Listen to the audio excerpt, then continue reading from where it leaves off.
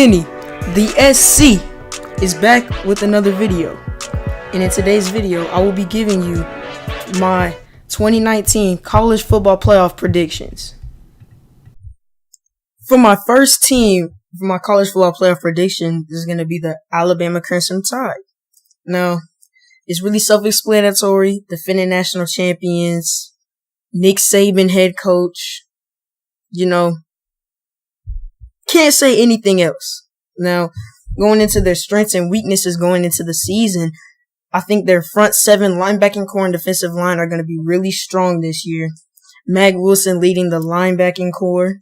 Even though he's only going to be a sophomore, I feel like he's going to do some serious damage to opposing offenses. Now, their running backs, Damian Harris and Najee Harris, they are going to be taking the load. Like, seriously, they're going to be taking the load, especially with Bo Scarborough gone. It's just going to be Damian and Najee Harris in the backfield. And they have a very strong quarterback. Now, my prediction with Tua and Jalen Hurts is, I feel like I feel like whoever gets the start, the backup is going to be doing some more wildcat trickery kind of plays.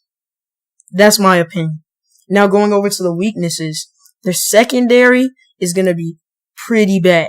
They're going to be pretty bad. They have to fill roles of Minkah Fitzpatrick, Anthony Everett, and Levi Wallace. Like, I don't know what else to say. I don't think they're going to be the level they were last year. And also their kicker. I do not know why Nick Saban never recruits or gets any kind of kicker. If they had a kicker, the national championship would have never gone into overtime. Plain and simple. They can't get a kicker. I don't know why. And now for the last weakness that they have is their wide receivers. Well, they have the fill role of Calvin Ridley, who took on the majority of the load last season. So, I don't know. Whoever the starting quarterback is, they're going to have to find some new targets. And they also play away in LSU, and they play home to Auburn. So, yeah, those are two major games. And, of course, in Louisville. Now, for my next team, I picked the Clemson Tigers. They also made it to the college football playoff last season. They played in the Sugar Bowl and got killed by Alabama. Now, their strengths and their weaknesses, the defense is returning 8 starters. And last year, they were number 4 defensive total yards and number 2 in total points allowed, which is very, very good out of the whole nation. Thing is, they have a weak strength of schedule, so I really put them going undefeated, headed into the conference championship. Their returning quarterback, Kelly Bryant, threw for 2,802 yards, 13 touchdowns, and 8 interceptions last year, which is a pretty good year. Their weaknesses is they're losing Ray McLeod and Deion Kane in the draft. So Kelly Bryant is going to have to find some new offensive weapons to throw to. And they're going to have offensive line issues, which is my prediction. They weren't the best in the Sugar Bowl. They only had 64 rushing yards and they gave up 5 sacks to that Alabama defense. So they're going to have some problems, but I still have them going undefeated. My number 3 team is the Ohio State Buckeyes.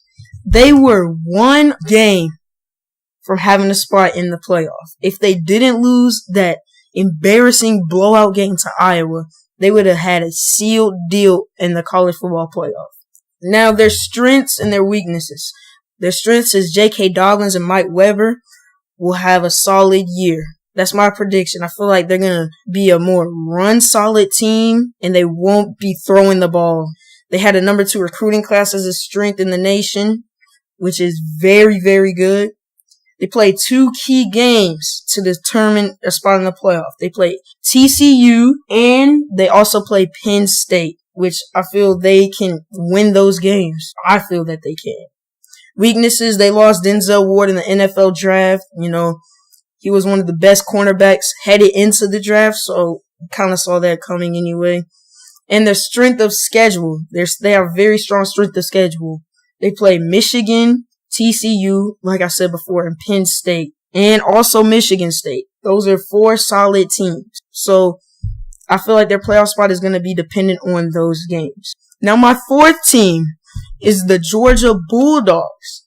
Yes, I have two teams in the same conference. I know what y'all are thinking. But they were literally one big play away from winning the national championship. They can get back to that position this year as well. Now, their strengths and weaknesses. They have depth at quarterback, which is Jake Fromm, Justin Fields, and Jacob Eason.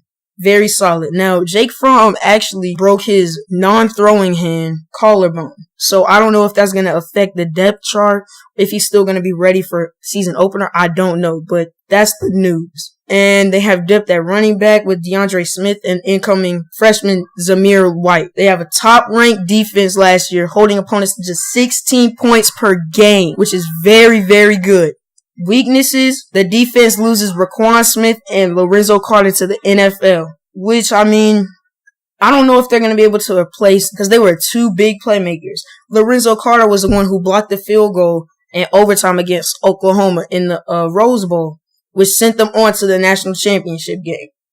Raquan Smith had a very solid year last year, and I think he's going to do well in the NFL, but Georgia is going to have some trouble trying to replace him. Now, the offense, they do lose Sony Michel and Nick Chubb, but I feel like Georgia will figure out a way to still gain yards without those two playmakers. And their two key games are against LSU and Auburn, which at LSU is away, so Death Valley is going to be rocking that night. And Auburn, they're predicted to win that game. Now, for my dark horses, I chose the Miami Hurricanes and the Auburn Tigers. Now, number 5 at Miami, they were one game from, again, just like Ohio State, they were one game from going into the college football playoff. And I feel that they can reach that position again if they keep doing what they know how to do. Now, their strengths and their weaknesses. In 2017, the Hurricanes were 5th in the nation in turnover margin. As y'all remember the turnover chain, which was a big deal at Miami. And they have solid depth at running back with Travis Holmer Jr., who nearly rushed for 1,000 yards while he was sharing carries with Mark Walton. And they also have incoming freshman Lorenzo Lingard. Their weaknesses, quarterback threw for 44.9% in the last 3 games. Now, Malik Rozier, I feel like he might be able to bounce back, being that he's a 5th-year senior. But Urban Meyer did say that if he wasn't able to secure his spot, he wasn't afraid to put in a freshman. So you don't know what's happening in that situation. Now, they lose 3 D linemen, Chad Thomas, Kendrick Norton, and RJ McIntosh in the draft. They might be able to replace them. I'm not really sure. But if they do, and if their defensive line plays at that elite level that they were playing last year, then they could reach the college football playoff. And the only weakness with this team on their schedule is they have to win the ACC championship for a spot in the playoff. Which, again, I had Clemson in the other division, so the winner of those might be getting a playoff spot. And the Auburn Tigers at number 6. Now, I feel that they can reach back to a level that they were playing last year. They were one game away from being in the college football playoff, just like Ohio State and Miami Hurricanes. They lost the SEC championship, which was the rematch between them and Georgia. Jarrett Stidham might be able to lead the way for this team. He threw for over 3,000 yards and led the FBS in completed passes with 66.5%. I think he's going to have a really solid year. He might even run for a Heisman camp. Well, he's going to have good receivers with his receiving core, which is another strength. They have Darius Slayton, Will Hastings, Nate Craig Myers, Eli Stove, and Ryan Davis. All of those receivers are very solid, and I give the Auburn Tigers a good advantage over other defensive teams. Their linebackers are going to be very, very solid this year, especially with Deshaun Davis coming back, who led their team in tackling in 2017, and Montravius Atkinson. For their weaknesses, running back loss, Kerryon Johnson. He was a very, very, very big factor in the Auburn success last season. And they also lose Cameron Pegway, who was a very good running back in 2016. Now, I don't know how they're going to be able to replace them, but I feel like Gus Malzahn will have something up his sleeve where Jarrett Stidham is going to have a great year. We might become more of a passing offense, but I'm not really sure because we lose very good running backs. But over the years, Gus Malzahn has figured out a way to work around that. Another weakness is our O-line loss. We lose Braden Smith and Austin Golson.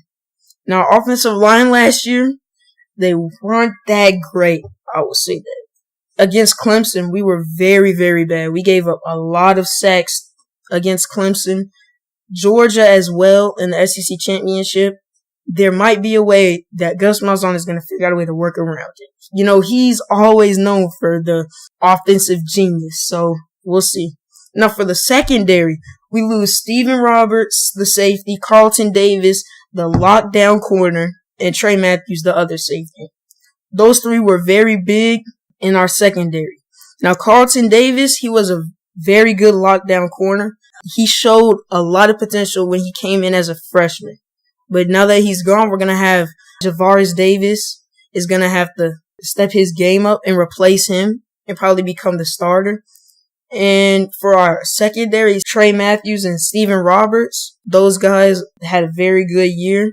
And now, for our last weakness, they have to play Alabama and Georgia on the road, which I don't know if we're going to be able to win those games, especially in Bryant-Denny Stadium and Sanford Stadium. Those are going to be very hard games to win. But if we do win those two and win the rest of the games that we were supposed to win, we can get a very good, solid spot in the college football playoff. And that concludes the video. Thank y'all for watching. Don't forget to like, comment, and subscribe, and leave everything down below in the comment section. Check out the description, and I'll see y'all next time.